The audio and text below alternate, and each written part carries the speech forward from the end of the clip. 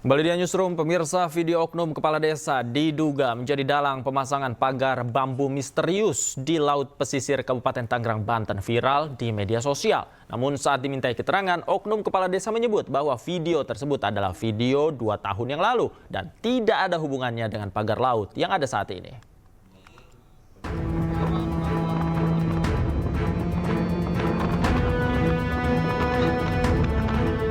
Video oknum kepala desa diduga menjadi dalang pemasangan pagar bambu misterius di laut pesisir Kabupaten Tangerang, Banten viral di media sosial.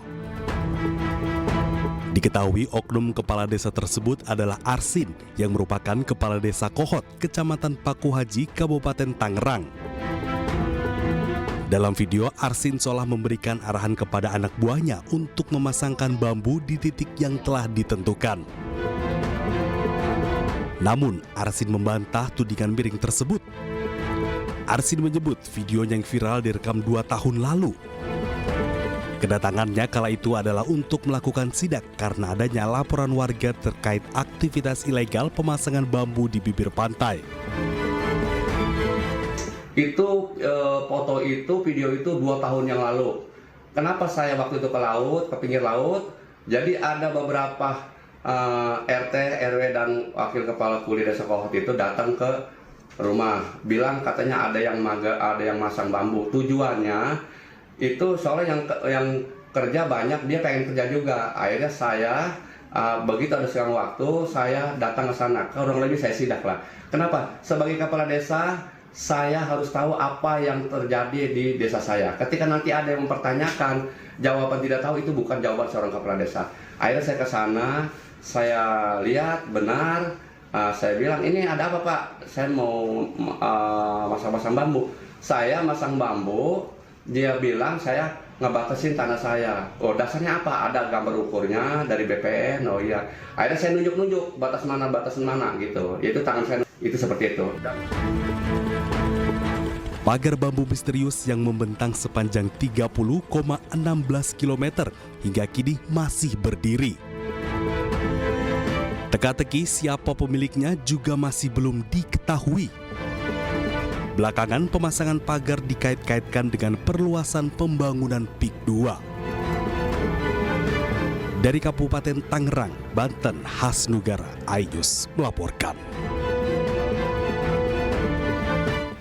Pemirsa, Kementerian Kelautan dan Perikanan telah melaporkan penyegelan pagar laut di Tangerang kepada Presiden Prabowo Subianto. Menurut undang-undang, tidak boleh ada sertifikat yang diberikan atas kawasan laut.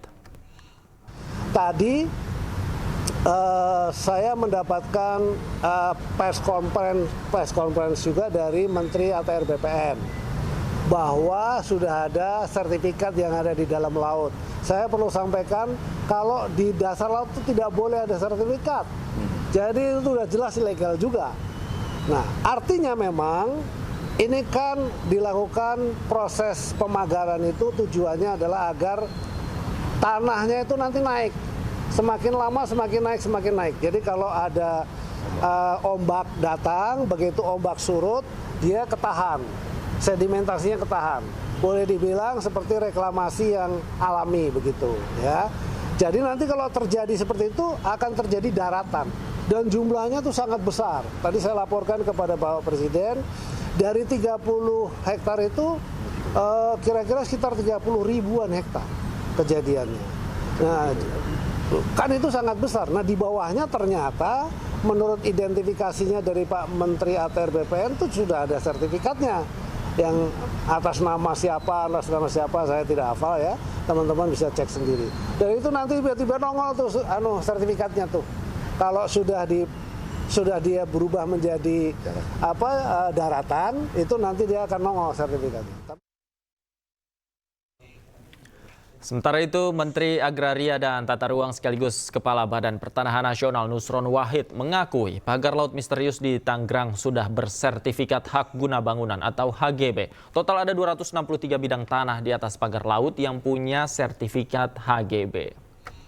Kami mengakui atau kami membenarkan ada sertifikat yang berseliweran di kawasan pagar laut sebagaimana yang muncul di banyak sosmed tersebut. jumlahnya 263 bidang dalam bentuk SHGB atas nama PT Intan Agung Makmur sebanyak 234 bidang dan atas nama PT Cahaya Inti Sentosa sebanyak 20 bidang. Kemudian atas nama perseorangan sebanyak 9 bidang. Kemudian ada juga SHM, surat hak milik, atas 17 bidang. Jadi berita-berita yang muncul di media maupun di sosmed tentang adanya sertifikat tersebut, setelah kami cek benar adanya, lokasinya pun benar adanya sesuai dengan aplikasi Bumi, yaitu ada di Desa Kohot. Dan untuk mengetahui perkembangan selanjutnya, kami sudah terhubung dengan Deputi Eksternal Eksekutif Nasional Walhi Mukria Friyatna dan Staf Khusus Menteri Bidang Humas dan Komunikasi Kementerian Kelautan dan Perikanan Doni Ismanto Darwin. Selamat malam Pak Mukri, Pak Doni. Selamat malam. Malam Pak Mukri, ketemu lagi malam kita. Juga. Iya. Cuman Saya sebelum ke Pak Doni terlebih dahulu. Pak Doni, apa saja tadi yang dilaporkan kepada Bapak Presiden terkait dengan pagar laut misterius? Oh iya, tadi sebenarnya sudah ada konferensi pers yang dilakukan oleh Pak Menteri di Istana ya. Jadi Pak Menteri sudah melaporkan tentang dua penyegelan, yang satu di Tangerang itu, yang satu lagi yang di Bekasi. Nah, khusus yang di Tangerang, Pak Menteri sudah melaporkan akan melakukan pembongkaran di Rabu siang, yang melibatkan semua unsur keamanan di kemaritiman, mulai dari TNI AL, Bakamla, KPLP, Polairut, dan tentunya PSDKP yang mengkoordinasikan semuanya nantinya. Dan tadi Pak Menteri juga sudah mendapat arahan dari Presiden, kalau untuk yang di Tangerang, jika nanti dalam waktu 2x24 jam tidak ada juga yang mengaku pemiliknya, dianggap sebagai milik negara dan itu bisa dibongkar. Tentu dengan biaya negara. Itu Mas. Oke, Pak Doni, artinya ini kan ultimatum ya dari Kementerian KKP. Siapa yang memiliki pagar laut silakan mengaku begitu. Nah, apakah sebelumnya tidak ada data yang dimiliki oleh Kementerian KKP ketika pembangunan pagar misterius itu dilakukan? Nggak ada Mas, kita kan nggak tahu siapa yang bangun. Makanya sebenarnya kan kalau kemarin kita mundur nih ya, satu hari kemarin yang pas ada pembongkaran. Kenapa Pak Menteri bilang jangan dibongkar dulu? Maksudnya itu apa sih sebenarnya? Maksudnya itu Pak Menteri ingin semuanya dalam koridor hukum. Kalau kita dalam koridor hukum, kita kan sedang menyelidiki agar tahu siapa pemiliknya. Karena di amanah Undang-Undang Cipta Kerja, kita itu kan bisa memiliki wewenang memberikan sanksi kepada pemiliknya. Sanksinya apa? Administratif dan denda. Bentuk lainnya apa? Si pemilik disuruh untuk merestorasi lingkungan yang sudah dia rusak. Bentuknya itu apa? Bisa pencabutan itu. Semuanya ya dibebankan ke si pemilik. Kenapa? Makanya dikejar nih siapa yang punya gitu loh. Karena kan kalau dilihat di media sosial kan ada perhitungan-perhitungan tuh dibikin oleh banyak ahli tuh. Ada yang bilang 15 miliar buat bangun, ada yang bilang 30 miliar. Buat bongkar berapa? Gitu loh. Pasti nggak more and less sama lah. Karena ini perkiraan kita aja. KKP menurunkan 400 personil di luar taruna-taruna kami. Terus TNI AL sudah bilang tadi sekitar 700-an personil. Bayangkan berapa itu, baru biaya makan aja itu. Coba Anda kalikan aja kalau rata-rata satu orang 200.000 atau 100.000. Belum solar kapalnya. KKP 4 kapal, ada URC, ada Sea Rider. TNI AL juga karena kemarin mereka sudah belajar dari yang kemarin mau dikerahkan kapal yang lebih besar dan sebagainya. Ini butuh logistik, butuh pergerakan personil, semuanya harus diatur gitu loh. Dan itu nggak gampang gitu loh. Makanya kita tuh pengennya dapat pemiliknya gitu loh. Tapi kan karena kalau kita juga sudah ada arahan gitu, ini harus ada pembongkaran, tapi kita maunya sesuai tetap koridor hukumnya jalan gitu. Oke. Saya ke Pak Mukri. Pak Mukri, Anda punya datanya, siapa sebenarnya yang membangun pagar laut itu? Iya, kami nggak punya ya, karena kita nggak ngikutin siapa yang masangnya. Tetapi kalau mau ditangkap buru-buru, ya itu kan udah jelas tuh mereka mengakui swadaya lah, apapun alasannya ya, tangkap aja, nggak usah nunggu-nunggu dipanggil. Jadi kan ada dua konteksnya. Sebetulnya bisa mempergunakan kalau dia pendekatannya tidak pidana, ini kan bukan delik aduan, tidak menjadi sulit kalau untuk dibongkar. Tapi oke lah, karena KKP punya pilihan jalan yang lain. Nah, buat kami sebetulnya menjadi unik juga kalau misalnya harus mencari orang itu aja sampai 1 minggu. Kalaupun memang karena alasan ini oke lah. Tetapi ini kalau begini caranya keburu hilang. Kenapa? Kami bersikukuh dan bersikeras bahwa motif utamanya ini adalah reklamasi. Gitu ya. Karena udah jelas seperti Pak Menteri juga sebutkan, ya itulah analisa kita. Bahwa dengan dipasangnya bambu-bambu ini dia akan menjadikan sedimen alamiah dicup. Udah. Yang kedua, kami tunggu memang sampai kapan harus mukulnya ini. Ternyata alhamdulillah hari ini tadi Pak Menteri ATR sudah konfres bahwa betul telah terbit sertifikat di atas permukaan laut, baik HGB maupun sertifikat hak milik. Artinya kecenderungan untuk mengarah kepada reklamasi itu tidak terbantahkan. Oke. Ini menarik. Indikasinya ada ya, karena sertifikatnya sudah banyak dimiliki dan ada perusahaan yang memiliki HGB. Saya ke Pak Doni soal HGB ini nanti bagaimana? Tapi dijawab usai jeda. Pak Doni, pemirsa jangan kemana-mana. Diskusi kita masih akan kita lanjutkan usai jeda berikut. Tetaplah di Newsroom.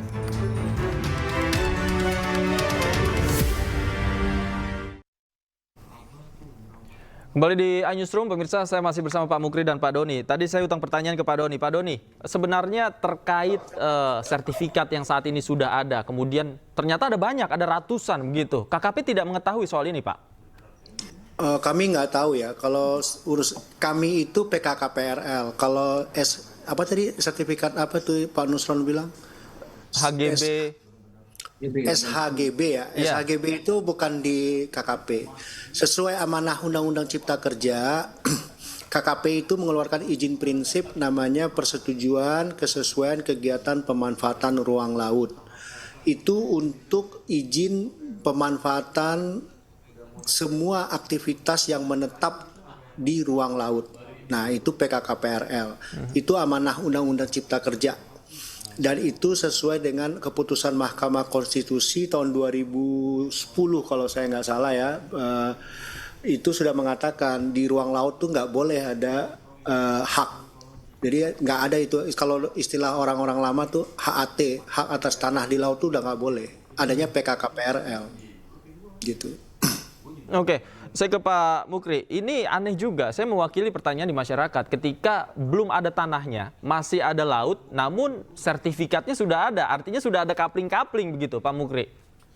Ya, betul. Nah ini kan nyata ya, bahwa kami menyebutnya ada mafia, bukan cuma lagi mafia tanah, tapi juga mafia perairan. Ya inilah bentuknya. Karena kalau selama ini dia diam dan cenderung nyumput karena sudah ketakutan. Alhamdulillah syukur bahwa Pak Menterinya mengakui bahwa mereka memang mengakui adanya tentang sertifikat hak guna bangunan maupun sertifikat hak milik. Nah kita melihat memang modus upaya reklamasi ini ya sumber pertamanya itu, langkah awalnya itu dimulai dari yang namanya tata ruang dan BPN. Nah kita semua tahu bandit-bandit ini yang tuang jual beli tanah itu berkumpul di situ. Orangnya sedikit, lebih banyak timbang orang yang benar. Tetapi ya kalau dia punya kemampuan ya begini nindes. Siapa tuh banditnya, Pak Mukri? Kenapa? Ya orang ada di kementerian mulai dari kantor pertanahan, kantor wilayah pertanahan sampai dengan ke kementeriannya. Karena mereka itu partikal sifatnya. Beda misalnya dengan kementerian yang lain. Contoh LHK ya, Kementerian Lingkungan Hidup, dia nggak partikal. Nah ini coba aja ditanya kalau nggak percaya gitu ya, publik-publik yang bercerita itu apakah benar, apakah ini fitnah?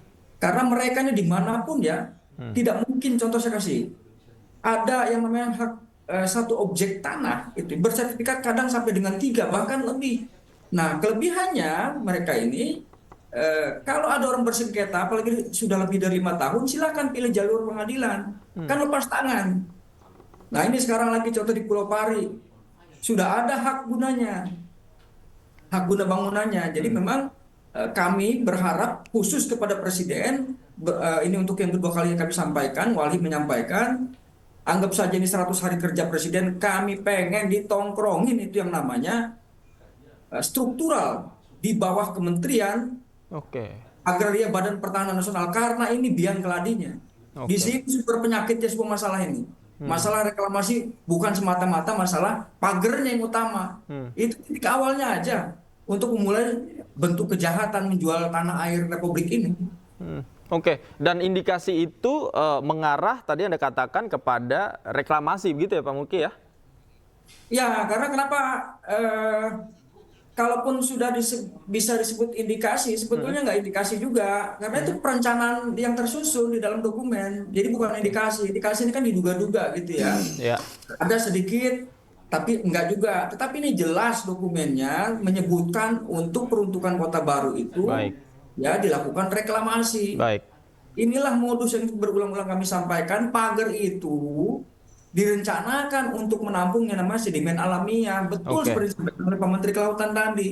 Di sini dia di kirinya dapat untung karena kan begini, jarak dari titik bibir pantai itu menjorok ke lautan itu 200 meter. Gitu ya, ada 2 versi, ada yang 100, ada yang 200. Nah setelah yang anggap saja yang 200 terkapling, maka ruang kosong di antar bibir pantai dengan jarak titik reklamasi itu juga yang akan ditimbun. Jadi itu beruntung, mirip lah seperti orang pengguna HGU. Baik. Saya ke Pak Doni. Pak Doni, terakhir, kalau dalam 2 hari tidak ada juga pihak yang mengaku memasang pagar laut tersebut, apa upaya yang dilakukan? Seperti tadi Pak Menteri sudah ungkap di pertemuan dengan KSAL dan tadi di Istana, ya kita bongkar Mas. Kan itu dianggap jadinya punya negara, ya negara yang bongkar. Tidak ada sanksi? Gimana mau sanksi, orang kan belum ketemu. Oke, tapi kalau udah ketemu dan sesuai undang-undang yang berlaku akan diterapkan ya sanksi-sanksi itu ya Pak ya.